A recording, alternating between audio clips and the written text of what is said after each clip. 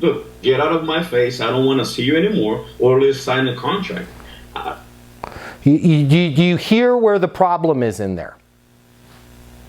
Okay, if you're a fellow black belt in jiu-jitsu, are you not?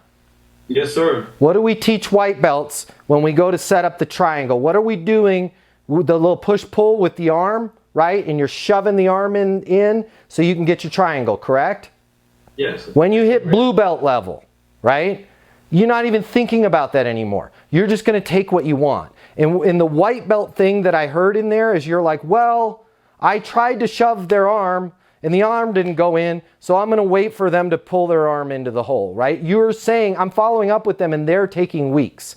This is where I want you to have a set process. And I want you to take all of the emotions out of all of your deals. And what I mean by emotions, there are projects where people that are like, hey, professor, I didn't even know you had a painting company. I own a restaurant. I need it painted. You're like, hell yeah, right? That's a blue belt. He's for sure going to want me to paint it. The deal's mine. I'm going to get it. And another person that's like, I don't know. We're going to look around at a lot of places, you know, because we want to make sure we have the low PFE paint for the planet. And there's 42 other things we got to look at.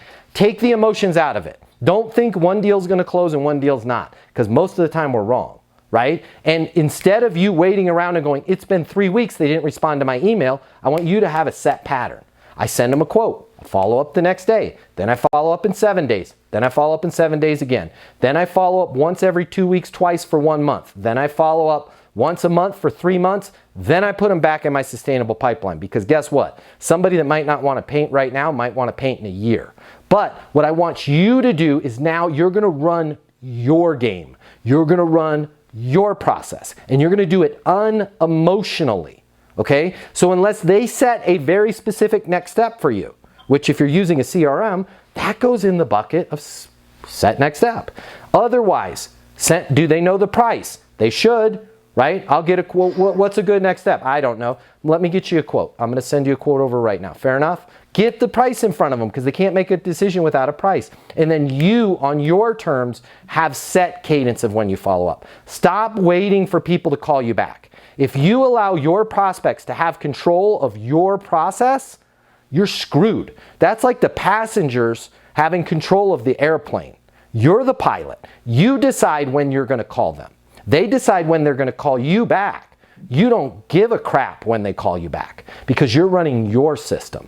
Your system does not depend on a single person ever calling you back, because I know that I left John a message today and I've already left John 2 messages. That means I'm not going to call John back for 30 days from today, or whatever my cadence is. And this is something that I think it was Julia started working on this, and it came a lot easier for her. What we can't have is 30, 40 on the low side, 300. I counted mine today. Me personally, I'm working 680 opportunities. Do I look frazzled?